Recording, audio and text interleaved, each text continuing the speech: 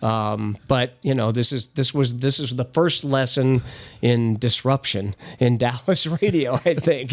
But we were well on our way in planning, and I was sure enough that it was going to happen, where I started going around to, people that I would see at games and stuff like that.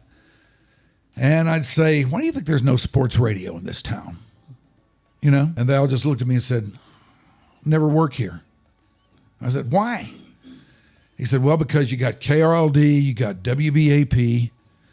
They've got all the teams. You're definitely going to need a team to do something like that. So it just wouldn't work around here. And not an illogical point, by the way. No. But this is the first lesson in disruption in Dallas radio, I think. It's like that was a word they didn't use then, but you guys were the original disruptors. And I would talk to people I respected like that, and have that conversation with them. And you did it anyway. And I did it, but they would send me home going and thinking, man, are we doing the right thing here? Does this really have a chance, or do those guys know something that I'm not seeing? But nevertheless, we soldiered on. And good thing, I'm sure you second-guessed yourself, but thank goodness you didn't third or fourth or fifth-guess yourself, because at some point you just got to jump out of the plane. That's right. You got to do it or don't do it.